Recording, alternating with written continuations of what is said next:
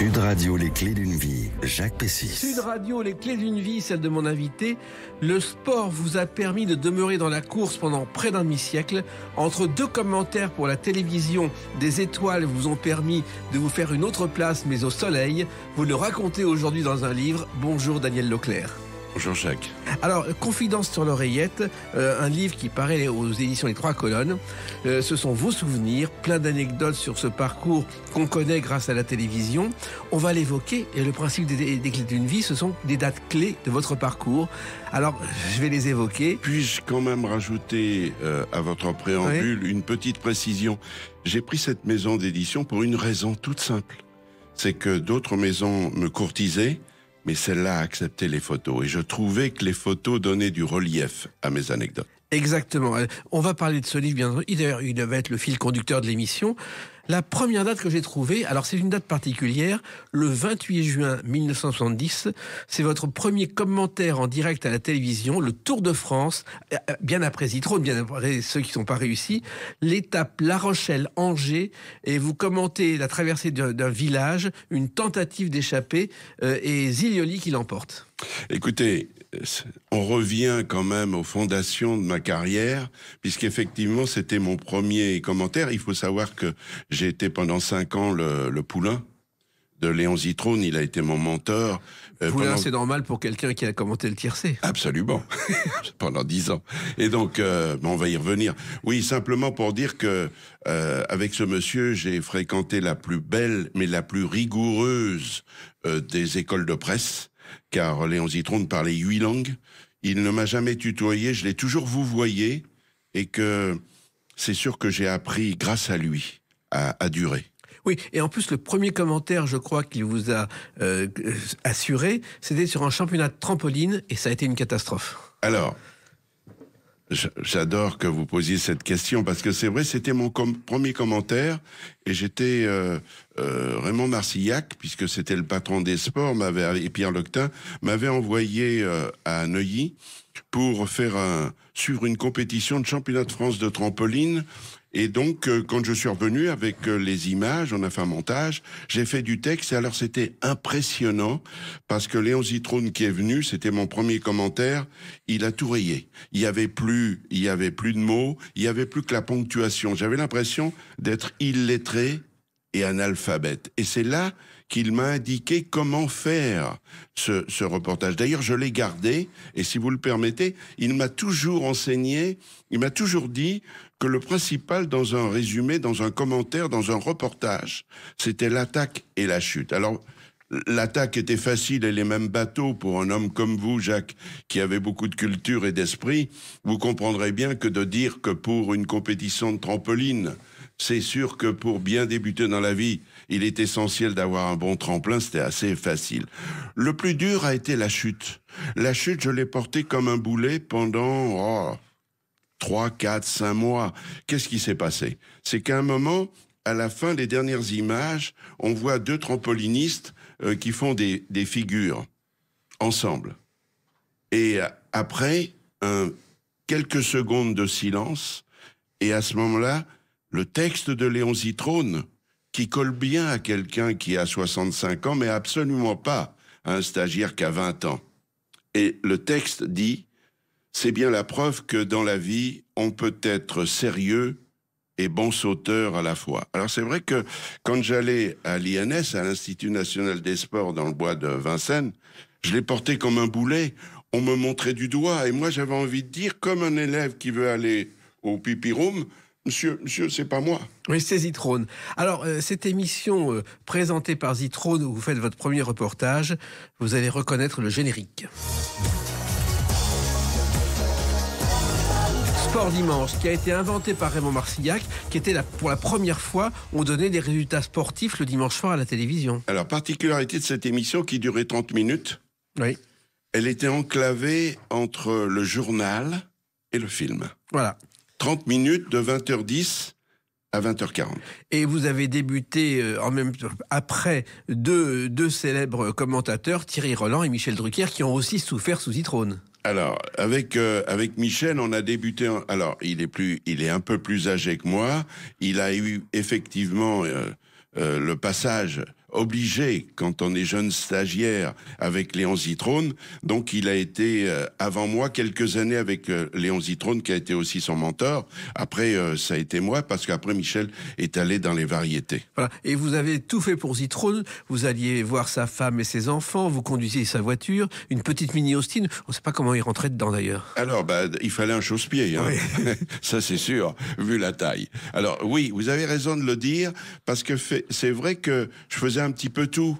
C'est-à-dire que je commandais le plat au restaurant, je passais le balai dans la voiture, je nettoyais la voiture, je la conduisais. Bref, à un moment, je me suis dit, peut-être que je peux postuler pour être majordome. Voilà. Effectivement, passer le balai dans la voiture, je me souviens d'images de Zitrone en train d'engloutir son déjeuner dans sa voiture parce qu'il n'avait pas le temps d'aller au restaurant. Eh ben, c'est-à-dire que la particularité de Léon Zitrone, notamment, il m'avait impressionné lorsqu'on était à Cognac-G, on allait prendre un plat sur le pouce. C'était tout à fait l'image de Léon Zitrone. Alors, au début, quand il prend les plats, mais quand il arrive à la caisse, il est obligé de dénombrer les plats parce qu'il avait déjà fini de manger pour payer. Voilà. Et en plus, je crois que sa femme avait mis une sorte de chaîne autour du réfrigérateur avec un cadenas. Il avait trouvé le code pour ouvrir le réfrigérateur la nuit. Ah ben oui, il n'était pas sans ressources. Exactement. Zitrone avait tous les moyens et c'est pour ça que d'ailleurs, dans le livre Confidence sur l'oreillette, il y a 2 anecdote de Léon Zitrone, mon premier commentaire évidemment qui méritait quand même cette anecdote, et puis quand un turfiste l'a interpellé à Chantilly pour le prix de Diane, c'était terrible parce que à ce moment-là, j'avais pas compris, il y avait beaucoup de monde. En plus, Léon Zitrone, c'est un monstre de la télévision. Il faisait pas 1 mètre sans qu'il soit interpellé par des gens. Mais comme il était très hautain, j'ai jamais vu quelqu'un avec un ego si surdimensionné. Alors à un moment, il y a un turfiste qui l'interpelle et puis qui le tutoyait parce qu'on faisait partie du public. Léon, donne-moi un tuyau parce que j'ai dépensé le dernier argent que j'avais destiné pour l'achat d'une paire de chaussures. Il a dit la phrase moins sélecte que moi. Et du coup, Léon Zitrone l'a regardé, ça l'a interpellé, il y avait du monde, tout le monde a entendu. Il est monté dans le car de production et en remontant les quelques escaliers, il s'est retourné comme Néron. Et les gens étaient suspendus, tout le monde était en apnée. Qu'est-ce qui va... Moi j'étais là, je me disais mais qu'est-ce qui peut lui sortir? Et à ce moment-là, il lui a dit « Écoutez mon bon ami, vous marcherez pieds nus, ça sera votre pénitence. » Faut le faire, faut le sortir. Et moi, je me souviens d'une auditrice qui, à la sortie de la radio, lui demande un autographe. Il fait « Madame, il est 9h30, j'ai fini mon émission, je vous interdis de me reconnaître. » Oui, alors, j'étais aussi avec Michel, parce que souvent, on n'allait pas très loin de Cognac-G pour se restaurer, et c'est déjà produit X fois, mais combien de fois il n'acceptait pas d'être reconnu alors qu'il faisait tout pour être reconnu. Donc là, quand même, il y avait une antinomie, et on a envie de dire, c'est vrai que moi, j'ai subi ça. Une dame qui a été interloquée, en se retournant vers elle, je vous interdis de me reconnaître. C'est ça. Alors, vos jeunes années, elles sont liées, Daniel Leclerc, à une chanson. À Joinville-le-Pont, pom, pom, tous de nous irons. Chanson de Roger Pierre, créée par Bourvil. Et Joinville-le-Pont, c'est votre jeunesse. Alors, c'est ma jeunesse dans un deuxième temps. Oui, ça c'est la célèbre chanson de Roger Pierre et Jean-Marc Thibault. Alors, j'ai été, parce que mes parents étaient... mon père était pâtissier glacier. On a eu un très grand salon de thé sur les grands boulevards, ce qui m'a occasionné quelques déboires, parce que j'ai, pendant 5 ans, mangé 10 gâteaux par jour. Oui. Ça, c'est pas dans le livre, mais vous savez que la vase remonte. Oui. Et comme m'a dit un professeur, le corps a de la mémoire. Alors j'ai eu un léger voile à l'œil droit, mais bon, il n'a pas évolué, tout va bien. Oui, pour revenir à ce que vous dites, ma grand-mère maternelle, d'ailleurs, j'ai dédié ce livre en partie à mes parents, mais aussi à ma grand-mère maternelle, qui m'a élevé dans un petit village de Haute-Vienne, à 20 km de Limoges, qui s'appelle Cognac. Dans un premier temps, sur le plan marketing, c'était pas terrible, c'était Cognac-le-Froid, c'est devenu Cognac-la-Forêt. Et j'avais la fièvre quand j'y retournais, parce qu'au bout de 10 ans, mes parents m'ont récupéré. Ça a été un crève-cœur, hein, parce que ma grand-mère a été celle qui m'a élevé dans la vie. Alors c'est vrai que après j'ai été à Joinville-le-Pont, sur les bords de Marne. Évidemment, je connais les guinguettes. Évidemment, je connais Gégène. Évidemment, j'ai fait du vélo. Évidemment, j'ai usé mes fonds de culotte les week-ends là-bas. Voilà. Et en même temps, vous avez fait à Joinville-le-Pont vos débuts au cinéma. Mon oncle de Jacques Tati. Alors, c'est un souvenir formidable, ça, Jacques, parce que, en fait, je dis pas assez les choses. Mais c'est vrai que j'avais, une dizaine d'années.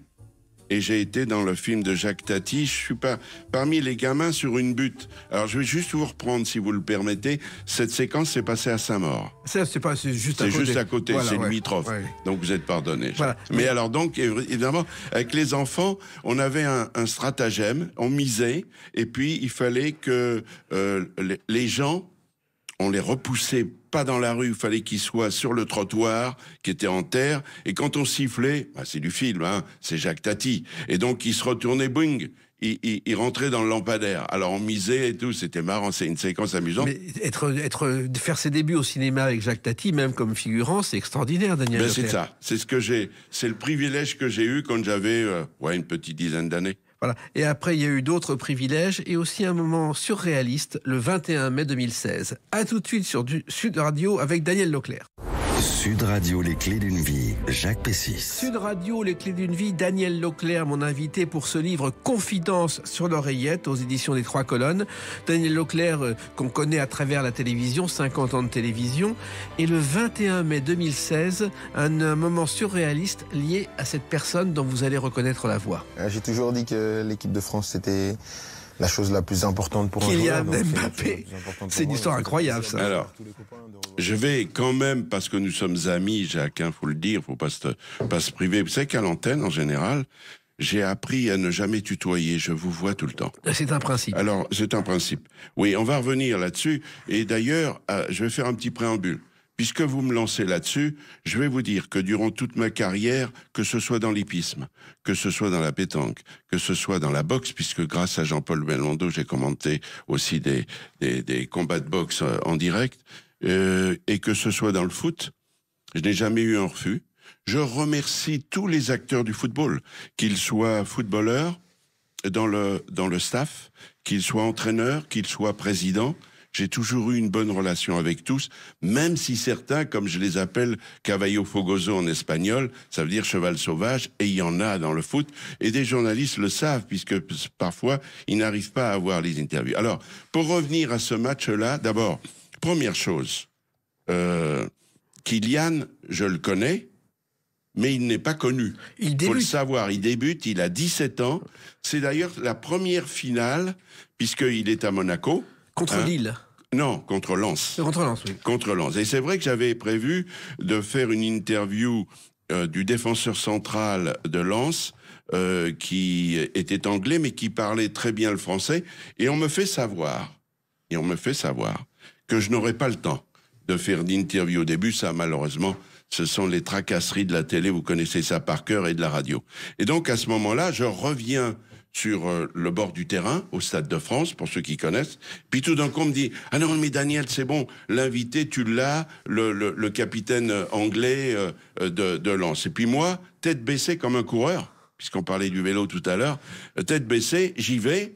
Il y a 50 mètres, pour ceux qui connaissent, pour revenir dans les méandres du Stade de France. J'arrive, et c'est vrai que j'ai un peu la tête baissée, puis surtout, je suis dans mon esprit, en sachant que je vais avoir 30 secondes. C'est ça le problème, on est limité dans le temps. Et c'est vrai qu'en levant la tête, on ne le sent pas. Mais en plus, il y avait Jérôme Alonso qui me dit « Daniel, le capitaine, il t'attend, le truc. » Et du coup, ça s'est fait comme ça. Alors, ce qu'on oublie aussi de dire... Il s'appelait Ty Herbert, le capitaine. Évidemment. Et donc, mais je vous ai laissé la primeur de le dire dans cette émission. Non, mais ce qui s'est produit, c'est qu'effectivement, je me suis fait piéger.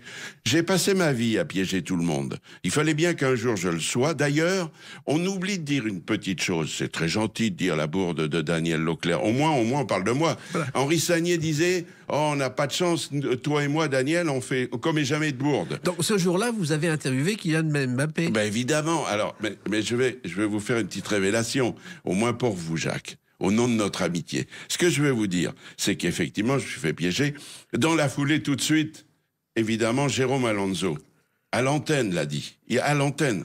Ça, ils pourront pas dire le contraire, ceux qui ont écouté l'émission, en disant « Ah, Daniel, on est content, on t'a piégé, on s'excuse. » Ah, c'était sympa de l'avoir fait. Alors, ce que vous savez pas, c'est que quelques jours plus tard, je vais à Monaco. Et à Monaco, évidemment, je tombe... on tombe dans les bras dessous, avec la mère de Kylian. Et d'ailleurs, à propos de cette méprise, il faut savoir que je suis très ami avec Kylian. Ça, c'est pour ceux qui le connaîtraient pas autant que moi. Et quand on se voit, on se fait la bise. Bon, c'est juste pour dire que, voilà, et puis s'ils veulent, je peux leur montrer les maillots que j'ai, dédicacés pour mon ami Daniel, Kylian Mbappé. Donc, ça fait partie de votre légende. Mais ça fait partie de la légende. Je trouve ça très amusant, parce qu'en fait, j'en ai pas eu beaucoup des choses comme ça, et on peut le regretter, puisqu'à chaque fois, j'aurais pu être dans des bêtisiers. J'y suis jamais. Non, en revanche, il y a aussi un match avec un Uruguayen que vous avez interviewé. Ça aussi, c'est légendaire dans votre carrière. Alors, puisque vous voulez aller sur ce terrain, je vais tout de suite vous dire une chose très importante. Oui, c'est vrai que en étant l'homme du terrain dans les finales et tout, en ayant le privilège, entre parenthèses, d'aller quand même en présidentielle pour faire le président de la République. Moi, je fais partie de ceux-là. Maintenant, ça n'existe plus. C'est très compliqué maintenant, le protocole. Mais j'ai eu ce privilège. Et donc, oui, en bas, sur le terrain, je sais que je vais interviewer l'homme du match. Alors, l'homme du match, il n'y a pas de problème et tout. Mais c'est vrai que l'équipe du Paris Saint-Germain est très cosmopolite. Uruguayen, argentin, brésilien, suédois, etc., etc. Donc, je prépare des questions en fonction de... Et c'est vrai que Saludat, c'était parfait.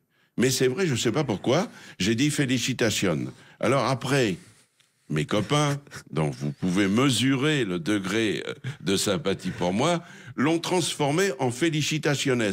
Ce qui est totalement faux, puisqu'il suffit de taper à l'INA et vous verrez que félicitaciones, je ne l'ai pas dit, félicitations, mais en Amérique du Sud, félicitations, ça se dit, et j'ai entendu sur Canal une fille qui était, je crois, d'origine espagnole, a dit félicitaciones l'autre jour. Alors, je l'ai enregistré. Je suis revenu de l'enregistrer. Alors du coup, je porte ça comme une bourde. Je sais, à Prandia, on reçoit Laurent Blanc dans Stade 2. Ah ben, comme dirait Daniel Leclerc, félicitaciones. Ouais. J'ai jamais dit ça. Mais voilà.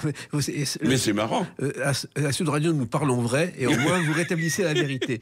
Mais il y a eu aussi une autre chose, quand vous avez pris l'accent espagnol dans un enregistrement, Daniel Leclerc. C'est bien, je vois que vous avez bien étudié mon parcours. Oui, alors je vous explique. Au Parc des Princes, le PSG recevait effectivement le Barça. Et j'ai un camarade de classe au service des sports qui est allé faire le reportage. Et comme vous le savez, c'est pas de la post-synchro, mais c'est juste un doublage pour traduire ce que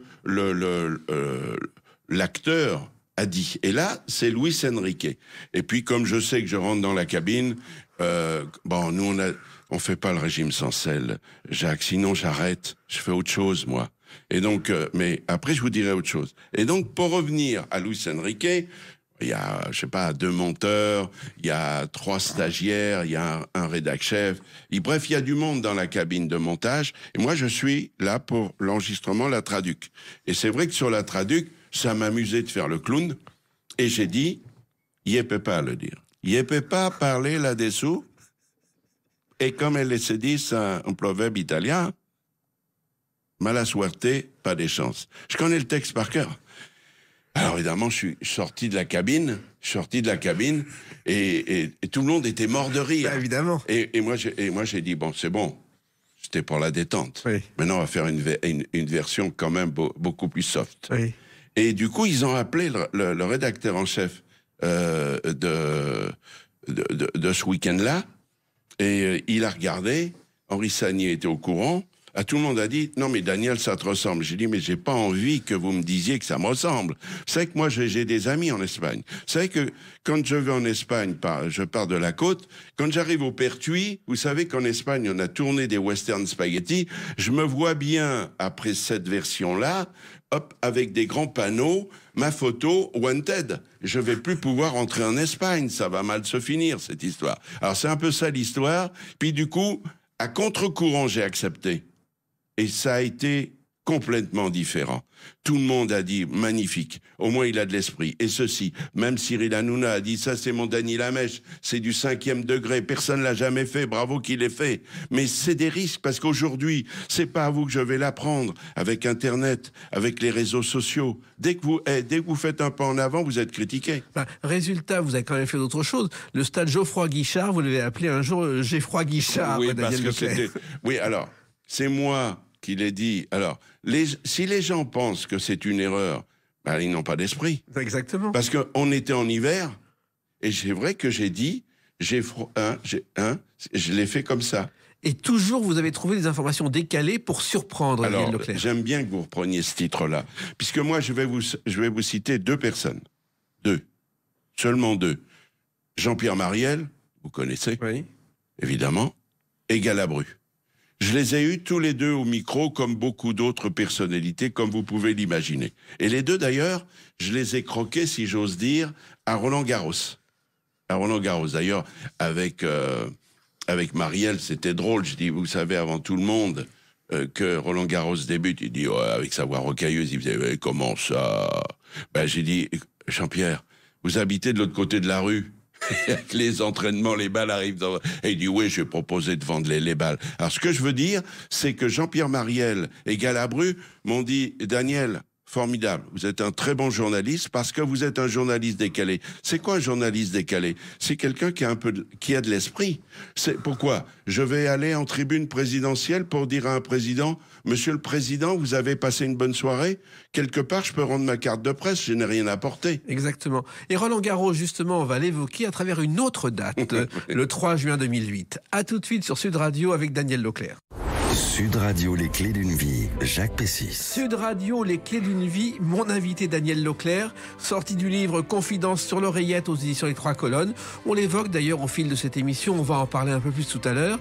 Mais si je parle du 3 juin 2008, c'est que ce jour-là, à Roland-Garros, vous héritez d'un co-animateur qui n'est pas très connu à l'époque. Pour moi, la première chose qui me vient en tête, c'est ils l'ont fait. Ils l'ont Cyril Hanouna, car Cyril Hanouna, qui est une star aujourd'hui, était à l'époque à France 4 et vous avez été, il a été votre partenaire à Roland-Garros. Alors, France 3 et France 4, oui, pour le tennis club du matin. Alors, c'est-à-dire qu'on avait presque envie de dire que à Roland-Garros, pour la longue journée, dans le cadre des internationaux de France de Roland-Garros, on mettait la nappe. Alors, évidemment, avec Cyril, j'ai presque envie de dire, on a fait ping-pong dans le temple du tennis, qui n'est quand même pas banal. Et c'est vrai que tous les 2, on a trouvé des choses. J'ai trouvé des idées. Bon, c'est bien d'avoir une table avec des consultants, avec des gens qui sont là pour parler technique de ce qui s'est passé la veille. Mais c'est tellement bien de créer des choses. Et donc, il y avait à la fois la revue de presse décalée et la météo. Voilà, il était un peu le poil à gratter de l'émission. Ah, complètement. Et il était arrivé, encore une fois, il n'avait pas de barbe à l'époque, pas de lunettes de soleil, il se cherchait encore. Il avait un seul en scène au théâtre, dans un théâtre parisien, et ce seul en scène, d'ailleurs, l'affiche est encore dans les toilettes, et il se cherchait vraiment. Ah non, mais il était complètement fou. Et puis moi, j'avais bien... J'étais content parce que j'avais vraiment l'homme qu'il me fallait pour pouvoir le provoquer. Alors, je vais vous donner 2 exemples. Un jour, on est sur le Central, il est vide, c'est comme une caisse de résonance, que ce soit sur le Longlen ou le Central. Et à ce moment-là, j'ai la chance d'avoir Sharapova. Et lui, sur la terrasse, tout là-haut, il y a l'émission, il a des oreillettes, il va là, et il fait « Maria, je te kiffe. Et à ce moment-là, c'est un truc de fou quand même. Elle lève la tête et elle fait Who is it? Qui c'est? Oui. Qui c'est? Et moi, j'adore, je suis le spécialiste de la double lame. C'est-à-dire que j'ai dit à Cyril, écoutez Cyril, je vais vous décevoir. Non seulement elle ne vous connaît pas, mais elle ne souhaite pas vous connaître. C'est la chute qui est terrible. Et du coup, il s'est emballé les noms d'oiseaux, ça a volé dans tous les sens. Et il y a eu celle-là, comme il y a eu celle que j'avais provoquée, parce que j'avais proposé dans les matinées de voir les joueurs comme Nadal, comme Federer, comme Djokovic, comme Tsonga, comme Gaël Monfils, À l'entraînement, ils sont plus décontractés, ils peuvent vous faire des révélations sur le match de l'après-midi. Et un jour, je fais... Cyril vient me voir, on est sur le Longlen, dit Daniel, vous êtes avec Gaël. Je dis oui, il finit son entraînement. Je vous propose de nous retrouver d'ici 2-3 minutes. Et première chose que je fais, on retrouve Daniel. Il est avec Gaël. Il vient de terminer son practice. Et donc je dis Gaël, avant l'interview, il faut percer l'abcès. Il y a Cyril Hanouna qui dit que vous avez une perruque. Il m'a arraché, je vous jure que c'est vrai, il m'a arraché mon oreillette, il a pris le micro et dit, c'est quoi ce délire? Et voilà, alors c'est ce qu'on aimait faire. Et c'est ce qui a plu, les jeunes étaient contents. Même, alors évidemment, j'avais souvent la mèche en bataille, d'où le sobriquet de Dany Lamèche. Alors évidemment, et même sur les terrains de foot, ça marchait, les gens m'appellent Dany Lamèche. Mais ce qui est fou, c'est que Cyril Hanouna, on n'imaginait pas ce qu'il viendrait aujourd'hui à l'époque. Oui, alors, moi j'ai été orphelin. Si vraiment il y en a un qui a vraiment beaucoup perdu, mais à France Télévisions, on a essayé de trouver quelqu'un, le pendant. Mais c'est pas facile de trouver le pendant de Cyril Hanouna. C'est vrai qu'il faisait Touche pas à mon poste sur France 4 une fois par semaine. Il ambitionnait de faire ça au quotidien, ce que la direction de France Télévisions ne lui a pas accordé. Donc il est parti sous d'autres cieux, et l'émission de Tennis Club le matin s'est arrêtée, et je l'ai regretté. Exactement. Alors, il se trouve que Roland-Garros, c'est devenu, pendant 3 semaines tous les ans, votre seconde maison, Daniel Leclerc. Oui, puis j'ai une particularité pendant longtemps, et j'ai oublié tous les noms de mes copains. Alors, il faisait partie du team, on a les t-shirts. Alors, Daniel Leclerc, ça fait presque Clearwater. Alors, c'est le team Clearwater. Et donc, j'avais l'équipe à chef et je faisais les 20 cours. Personne n'a fait ça. J'ai été dans les allées, j'ai été dans les tribunes pour faire Jean-Paul Belmondo, pour faire Jean Rochefort, pour faire toutes les stars, même étrangères. Mais gagnant-perdant pour les Français. Sur les 20 cours, j'y allais. Alors, c'est pas facile, parce que pour qui connaît Roland-Garros, c'est un état dans l'état, Roland-Garros. Quand vous quittez le cours 2 et que vous devez aller derrière le Suzanne Lenglen, c'est-à-dire à Lubangui-Chari, ça fait loin. Et vous avez beau avoir des gardes du corps, des gens qui font un peu le chemin, une équipe de 10, c'est pas facile. Alors, j'ai toujours dit que la quinzaine de Roland-Garros, pour moi, représentait une thalasso, parce que je perdais 5 kilos. Exactement. Alors, vous n'êtes pas venu avec n'importe qui. À côté de vous, et celles et ceux qui nous regardent sur la chaîne YouTube de Sud Radio comprendront, il y a une grenouille. Alors, cette grenouille, elle a une histoire. En fait, c'est ma copine. Aujourd'hui, elle coule des jours heureux, on va dire, sur ma terrasse à Paris. Évidemment, il fallait lui trouver un nom. Et c'était pour la météo, une météo décalée, comme vous l'avez bien compris. Et donc, en fait, elle s'appelle Rolande, ce qui est un peu logique à Roland-Garros. Oui. Et évidemment, comme vous l'avez constaté, le matin, d'ailleurs, je faisais venir une personnalité qui faisait la météo avec moi. Alors, vous imaginez, météo décalée. Bon, Daniel, il fait quoi aujourd'hui pour que les gens qui vont venir, qui nous retrouvent, il va peut-être falloir prendre un peu quand même la parka, parce que cet après-midi, ce matin, il pleuviote.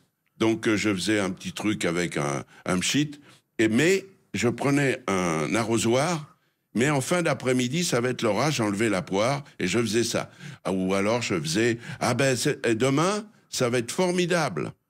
Ou aujourd'hui, ça va être formidable. Il va faire beau. Alors, j'avais trouvé des petites lunettes dans un magasin, et puis j'avais un pchit pour l'huile solaire pour mettre sur les cuisses de ma grenouille. Alors ça a marqué les esprits, parce que tout le monde me demandait des photos avec Rolande. Exactement. Mais c'est vrai qu'il faut avoir sans cesse de l'imagination. Il y avait quoi? Il y avait aussi un petit bâton, c'est une flûte? Alors, d'abord, double effet. Oui. Oui, en fait, elle a une flûte de pan. Oui. Et ce n'est pas à vous, Jacques, que je vais apprendre, évidemment. Si elle a une flûte de pan, de quoi joue-t-elle?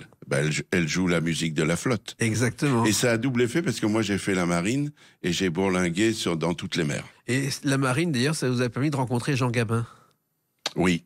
Alors, mais je vois que vous avez bien potassé le dossier.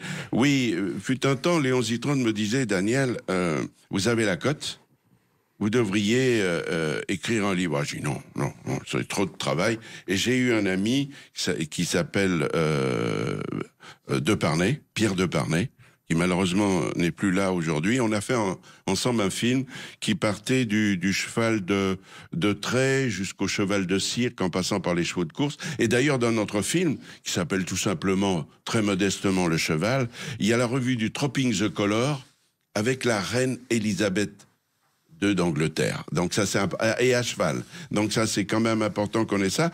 Et j'avais fait 3 projections. J'avais demandé à Claude Lelouch. J'en avais fait une pour la presse hippique. La salle était pleine au Club 13, que vous connaissez, et donc à l'Étoile. Donc la deuxième, c'était pour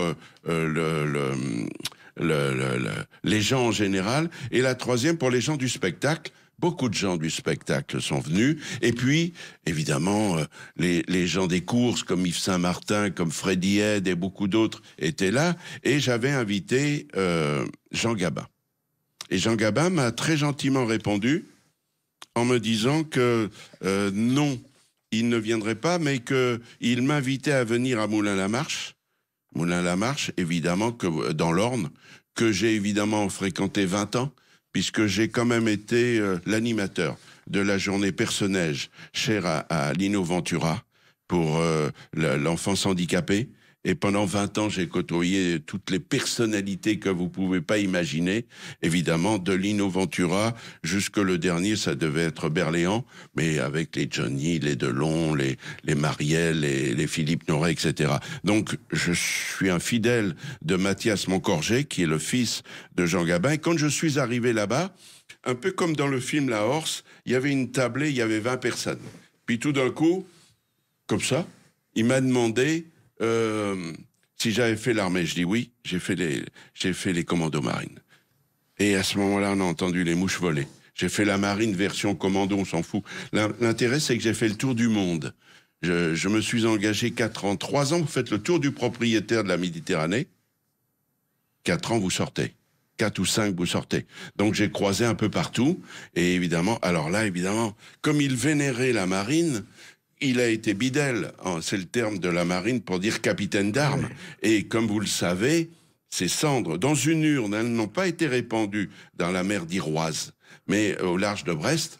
Donc il est là. Mais il vénérait, d'ailleurs, je pense, c'est sûrement grâce à lui, et je crois qu'il me l'a dit, Mathias, que Mathias a fait son service militaire, seulement le service militaire, sur la Jeanne, Jeanne d'Arc. Mathias, qu'on a reçu, le fils de Jean Gabin, lorsqu'il a fait une exposition Jean Gabin, qui a fait un tabac à Boulogne, voici quelques années. C'était formidable. Alors, il se trouve aussi qu'il y a une autre personnalité qui vous doit beaucoup dans son passage à Roland-Garros, Daniel Leclerc, c'est Bill Clinton. Alors, ça, c'est une aventure que personne ne connaît, mais que vous savez. Oui. Et j'espère que les gens qui vont découvrir mon livre, Confidence sur l'oreillette, vont apprécier cette anecdote que moi-même, c'est ça qui est incroyable, avait oublié. Il a fallu que ce soit Patrick Dalia, qui est le propriétaire du Paris Country Club, et Sully Levy me rappellent l'histoire. En fait, il y a Bill Clinton, que vous le savez, qui, au niveau mondial, avec Arafat, etc., hein, bon, vous vous souvenez de cette poignée de main? Bien sûr. Bon. Évidemment, ça n'a pas tenu tout ça. Mais il était devenu un conférencier très, très sollicité. Et donc, il est venu à la demande de Patrick Dalia. Il est venu au Paris Country Club. Il y avait 300-400 personnes, des chefs d'entreprise, qui étaient venus pour une conférence paix et guerre. Pas guerre et paix, hein. Oui. Paix et guerre. Et moi, j'étais là pour jouer au tennis le lendemain. Et à ce moment-là, Patrick Dalia me dit « Daniel, j'ai besoin de toi. » J'ai dit « Qu'est-ce qui se passe ?» Ben, j'ai Bill Clinton qui est là et qui est en train de taper des balles parce qu'il y a un golf au milieu de l'hippodrome de Saint-Cloud. Et j'aimerais bien que tu viennes, parce qu'il veut aller à Roland-Garros. Ben, je dis « Je m'en occupe. » Alors, je m'en suis occupé. Il résidait au Plaza Athénée, le palace, le célèbre palace de l'avenue Montaigne. Et puis, bien évidemment, on a parlé. J'ai fait effectivement tout ce qu'il fallait. J'ai appelé Christian Bim, avec qui nous avions cette complicité depuis longtemps et on est amis, qui était le président de la fédération à ce moment-là. On a tout fait ce qu'il fallait et Bill Clinton est arrivé en présidentielle, reçu comme une rockstar. J'ai jamais vu ça. Et que du coup, tout le monde était standing ovation. Tout le monde était debout. Mais il s'est passé quelque chose. Il s'est passé un événement ce jour-là. C'est ça qu'on ne sait pas. C'est que à ce moment-là, sur le Central, il y avait Sébastien Grosjean, français, qui donnait la réplique à André Agassi, numéro 3 mondial. Autant dire que sur le papier, n'était pas favori, Sébastien. Et du coup, premier set, d'ailleurs, il s'est pris une pile. Il s'est pris 6-1 ou 6-2, un truc dans ce goût-là, peut-être même 6-3, peut-être seulement. Toujours est-il qu'il a perdu le premier set. Mais dès que Bill Clinton s'est installé dans la présidentielle, on a eu l'impression que c'était son chat noir, le chat noir d'Agassi. Du coup, il s'est pris 3-7 dans le nez, 6-3, 6-3, 6-4. En conférence de presse, la question lui a été posée à la star américaine pour lui dire, mais dites-moi, dès que Bill Clinton a été là, ah bon, il était là? Non, mais il a un peu exagéré. C'est du foutage de gueule. Mais à l'arrivée, du coup... Alors moi, c'est vrai que dans mon livre, je narre cette anecdote et je dis comme ça, au fait, si vous croisez, parce qu'en fait, il a déjà été 2 fois dans le dernier carré d'un tournoi du Grand Chelem, Sébastien Grosjean, mais jamais à Roland. C'était la première fois. Et donc je dis aux gens, pour terminer l'anecdote, si toutefois dans vos pérégrinations vous croisez Sébastien Grosjean, voudrez-vous lui rappeler que j'ai peut-être eu un rôle important dans sa qualification et qu'il pense à moi pour le prix? Eh ben, des confidences comme ça, il y en a d'autres dans ce livre qu'on va évoquer à travers la date du 3 décembre 2024. À tout de suite sur Sud Radio avec Daniel Leclerc. Sud Radio, les clés d'une vie, Jacques Pessis. Sud Radio, les clés d'une vie, mon invité Daniel Leclerc. On a évoqué votre parcours à travers des dates clés. Et le 3 décembre 2024 est sorti ce livre, Confidences sur l'oreillette, aux éditions Les Trois Colonnes. D'abord, pourquoi avoir écrit un livre aujourd'hui? Alors, j'ai mis beaucoup de temps à le faire. Et le Covid m'a bien aidé. Ça a été une période où, effectivement, on était un peu en sommeil. Il faut savoir d'ailleurs que si j'ai tiré ma révérence à France Télévisions, contrairement à ce qu'ils disent sur Wikipédia et les réseaux sociaux, c'est une erreur, il y a beaucoup d'erreurs. Souvent, Jacques, on m'a donné 3 ou 4 dates de naissance. Oui. Alors, évidemment, c'est fantaisie. J'ai quand même une frustration. Malgré les 4 dates de naissance, je n'ai jamais eu les cadeaux. Donc, je voudrais rappeler aux gens qui se permettent de dire ça. Exactement. Alors, pour revenir... justement, à ce livre, pourquoi ce livre? Alors, quand est arrivé après France Télé, j'ai été quand même 4 ans à l'équipe TV. Faut pas l'oublier, c'était un bon souvenir, un grand moment. Et donc, pour revenir, le livre, en fait, je racontais tellement d'histoires. Et je suis un conteur d'histoires. Moi, j'ai fait ma table avec les conteurs d'histoire, les Brialy, les Carlos, etc., les gens d'Ormesson. Et moi, je dis, tiens, quand même, avec toutes les personnalités que j'ai fait venir à Paris, quand même, Barry White, les De Niro, les Coburn, les Robert Wagner, les Sean Connery, les Baudérec, George Hamilton, Omar Sharif, Starsky Hutch, sans blague. Je les ai tous fait jouer aux boules. Alors, on peut toujours dire les choses. Mais je les ai tous mis à la pétanque. Il faut savoir que la pétanque, c'est quand même mon petit joujou de prédilection. Puisque vous parliez de Vincennes, j'ai été élevé à côté d'une place qui s'appelle une place Mozart, qui est mythique pour les joueurs de boules. Et c'est là où, évidemment, j'ai appris à jouer à la pétanque. Et je suis le premier à avoir montré la pétanque à la télévision, puisqu'un jour,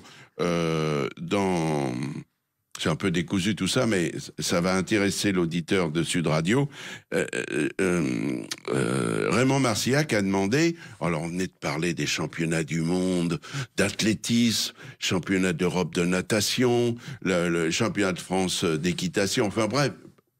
Et tout d'un coup, il restait un peu de place, et Raymond dit, il n'y a pas quelqu'un qui a une idée de reportage? Et moi, je l'ai ramené, tout stagiaire que j'étais.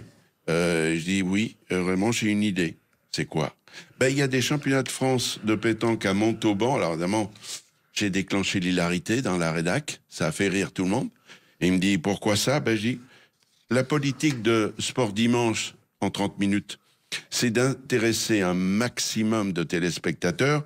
J'ai juste envie de vous dire que lorsqu'on passe 1 minute seulement, 1 minute de pétanque, on a intéressé 4 à 500 000 licenciés. Donc la pétanque à ce moment-là était dans les figures de pointe au niveau des licenciés, et que vous avez intéressé des millions et des millions de pratiquants. Mais je peux même vous dire que Diane Rocher est venue dans les Clés d'une Vie et on a fait une audience record sur la chaîne YouTube. Ça peut pas me surprendre, puisque vous parlez de Dylan, que je connais bien, puisque j'ai au compteur 20 Marseillaises.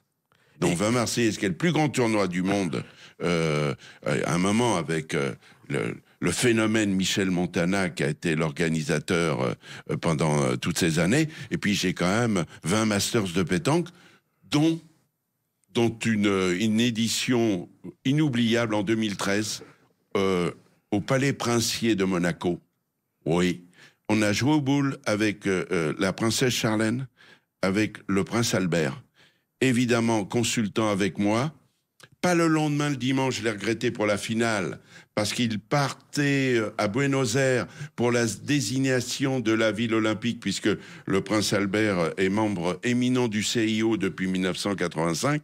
Mais c'est sûr que cette finale sous les sunlights du palais, avec un parachutiste de l'école de parachutisme monégasque qui descend par les airs, on le voit arrive au dernier moment, qui arrive avec un coffret et qui offre le bouchon de la finale, oui, ça, c'est pas banal. Alors, il se trouve aussi que vous avez, dans votre carrière, entre deux commentaires, organisé beaucoup de tournois de personnalité, de tournois de gentleman, qui sont des choses très importantes pour vous, Daniel Leclerc. C'est-à-dire qu'à un moment donné, on s'était beaucoup posé la question, je voulais faire une fête.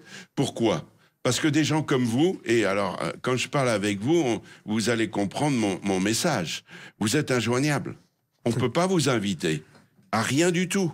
Et alors, moi, je me suis dit, il y en a marre. Dans la rue, on se fait coucou, geste de la main, on se fait un geste pour dire on s'appelle, le petit geste pour dire on se fait une bouffe, et on fait jamais rien. Et donc, du coup, moi, j'ai décidé de réunir les gens qui sont par nature indisponibles, et je vais faire une fête. Et j'ai commencé à faire une fête dans le bois de Boulogne, au club du lac Saint-James.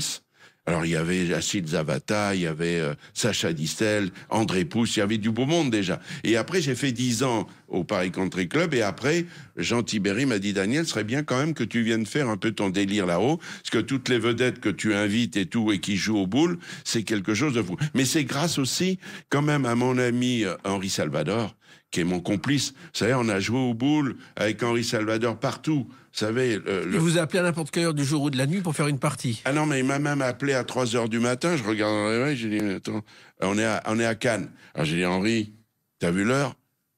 Alors, tu perds du temps, gamin, je t'attends. Alors j'enfilais un jean, un t-shirt, des baskets, et on jouait toute la nuit. Alors le problème d'Henri, c'est qu'il était immensément populaire. Mais personne n'osait lui dire, tu nous casses les pieds avec tes boules. Parce qu'en fait, il vivait à contre-courant des gens. Le problème, c'est qu'il se levait à 15h, il prenait le café, et à 18h, il fallait jouer aux boules jusqu'à 6h du mat. Alors, c'est vrai qu'il faisait un petit peu l'économie des rires la nuit, parce qu'il le savait. Parce que les gens qui sont autour, quand ils voyaient débarquer le 1er juin Henri Salvador et qui repart le 30 septembre, ils savent que c'est fini. Ils n'ont pas de clim, mais ils pourront obligatoirement fermer les baies vitrées ou les fenêtres pour éviter d'entendre les cliquetis des boules et les parties d'Henri. Et le problème qui s'est posé, c'est qu'évidemment, si je posais la question comme ça, vous pourriez me dire « Ah oui, non mais c'est ça, c'est les carreaux. » Non, non, c'est pas ça qui fait le plus de bruit à la pétanque. C'est même pas le cliquetis, c'est même pas les rires d'Henri, c'est même pas quand on touche une boule. Non, c'est quand on manque une boule. Et il y avait les planches. Et d'ailleurs, depuis ce jour-là, la place de l'étang qui est magnifique, où de temps en temps je vais avec mes amis l'été, bon, il y a des cordages, on aurait pu y penser plus tôt. Et quand il est parti, Henri, je suis arrivé, j'ai levé la tête, j'ai fait « Henri, t'es parti trop tôt. » Et n'oubliez pas que pour mon ami Henri, personne ne me prendra ça. J'ai fait porter le cercueil par 6 champions du monde. Alors Dylan n'était pas libre parce que c'était un week-end, Quintet non plus, Henri Lacroix non plus, Suchot non plus. Donc il a fallu que je bidouille pour trouver des 6 champions. Ils étaient là, tout le monde est venu nous voir à la Madeleine. On était en février, le soleil brillait, toutes les télés, les radios étaient là. Et donc du coup, j'ai fait porter le cercueil par 6 champions du monde, et ça pour mon pote. Je suis fier de l'avoir fait. Et puis vous avez une autre particularité, Daniel Leclerc, votre badge pour rentrer à la télévision a été signé par Mohamed Ali Cassius Clay. Alors, en fait, en 1971, alors faut revenir peut-être juste un peu l'histoire, comment j'ai connu Jean-Paul Belmondo. Je sortais à ce moment-là des commandos marines et puis aussi de 2 ans à la communication de la société Pernod. Et à ce moment-là, il habitait Saint-Maurice et j'habitais Joinville-le-Pont. C'est tout près. Ouais, c'est tout près. Et donc, à ce moment-là, il n'y avait pas l'autoroute pour aller jusqu'à Bercy. Non, non, non. C'était plus une nationale. Il y avait les pistes cyclables, des choses comme ça. Et à ce moment-là, à un feu rouge, il y a un fêlé qui ouvre la glace. Il me regarde, le sourire carnassier. Je le regardais, j'avais ma voiture de sport que mon père m'avait offert. Et il dit, dernier arrivé à Bercy, paye la gamelle. Je dis, ouais, pourquoi pas? C'était Jean-Paul Belmondo. Alors évidemment, il n'était pas encore l'as des as. Il est même, je suis pas sûr que le feu était ouvert, mais il est parti. Et quand il est arrivé là-bas, il m'attendait, sortir de la Ferrari, les jambes croisées. Et comme je dis à tout le monde, c'était un épisode version moderne de La Fureur de vivre. J'avais perdu un pari, mais j'ai gagné un ami de 50 ans. Et en 1971, je l'ai invité à Cognac-J. Il est venu à Cognac-J, il y avait Charles Gérard, mais Charles Gérard n'était pas son ami à ce moment-là, il était réalisateur à la télé. Et on est en petit comité, parce que j'avais aussi invité Alain Delon, que je connaissais bien, mais qui, lui, m'a dit, Daniel, merci pour l'invite, mais je veux aller au Madison Square Garden, qui est la salle mythique des plus grands combats de boxe de l'histoire. Et donc, à ce moment-là, on est petit comité, on est au nodal, décalage horaire oblige, il est 4h du mat. On voit le combat. Et à ce moment-là, Cassius Clay contre Joe Frazier. C'est le premier du triptyque. Après, bon, il l'a perdu. Il va sur ses fesses, Mohamed Ali. Et à ce moment-là, il est battu au point. Et déjà, Jean-Paul, provocateur, dit, tu vois, quand tu auras rencontré un mec comme ça, tu auras vu du monde. À propos de Cassius Clay, de Mohamed Ali. On s'en va. Quelque temps plus tard, 2 années, je crois, passées, Pierre Lectin et Raymond Marcillac me disent, Daniel, ça serait bien que tu fasses le reportage sur Mohamed Ali. Je crois, et quand je l'ai vu, j'ai dit, j'ai sûrement devant moi la plus grande personnalité que je ne rencontrerai jamais. D'abord, je l'ai appelé le Martin Luther King du sport. Je trouve que c'est une belle appellation. Contrôlé de ma part, d'ailleurs, en tout cas. Et donc, à ce moment-là, j'étais subjugué pour un poids lourd. Il avait des mains de pianiste, alors j'étais un peu étonné. Et puis, il faisait tout au ralenti. Lui qui invectivait ses adversaires, notamment Joe Frazier, qui a été sa tête de Turc, hop, il buvait tout au ralenti. Et à ce moment-là, je lui ai demandé une faveur. C'était quoi la faveur? C'est parce que chaque fois que je rentrais le matin à Cognac-J à 9h30, on me demandait chaque fois ma carte. On me demandait ma carte télé, pas ma carte de presse, ma carte télé. Non, je l'ai jamais. Et un jour, je suis fier, enfin c'est la fin de mes tourments, je donne ma carte télé, le responsable la regarde, quand il l'a bien regardée, il dit « elle est belle, mais elle n'est pas valable ». J'ai dit « comment ça, elle n'est pas valable ?» Mais non, Daniel, une carte, faut la signer. Il y a un titulaire, faut la signer. Alors, je remercie le bon Dieu de ne pas avoir eu de stylo, ni le responsable de la sécurité. Et à ce moment-là, j'ai raconté ça à Mohamed Ali. Il me dit, elle est où la carte? Je dis, elle est là. Et donc, c'est vrai que dans le livre, c'est un des documents. Elle est signée Mohamed Ali. Alors, évidemment, après, quand je l'ai montré à Jean-Paul, j'étais fier, et à Alain Delon, ils en sont restés baba. Ce qui est quand même assez normal quand on hérite d'un Sésame d'Ali. Exactement. Je vois que l'esprit est là et l'esprit il est très présent dans ce livre avec des dizaines de confidences que je recommande à celles et ceux qui nous écoutent. Vous imaginiez ce parcours au début de Daniel Leclerc? On n'imagine rien, vous savez, c'est comme on peut pas savoir ça. Vous pouvez pas imaginer ça. J'ai eu la chance, comme je vous l'ai dit, d'abord. N'oublions pas que déjà c'est une date, puisque vous aimez les dates. Je suis rentré à la télévision le 1er mai 1970. Ça veut dire le jour de la fête du muguet, le jour de la fête du travail. Et puis n'oubliez jamais que si mon mentor était Léon Zitrone, c'est avec lui déjà, tous ceux qui parlent des RTT aujourd'hui, ils sont très en retard. Mais j'ai connu les RTT version Zitrone, mais c'est pas tout à fait les mêmes. C'est respect, travail, toujours. Voilà. Et le travail, il est très présent dans ce livre. Confidence sur l'oreillette aux éditions 3 colonnes. Ça vous plaît le titre? Le titre est original. En plus, vous n'êtes pas du genre à avoir une oreillette connaissant votre liberté. Et puis, il y a plein d'anecdotes sur des gens qu'on a connus. Il y a plein de photos. Et c'est un livre souvenir extraordinaire d'un parcours qui est hors du commun, Daniel Leclerc. Alors, il y a une chose que j'aimerais aussi vous dire, c'est que particularité de ce livre, parce que souvent on peut écrire, je critique pas, c'est pas une critique que je vais faire maintenant, mais comme vous le savez, on peut écrire un livre sur Claude François, d'ailleurs j'ai une anecdote sur Claude, on peut écrire sur d'autres, sur Vercingétorix, sur plein de gens.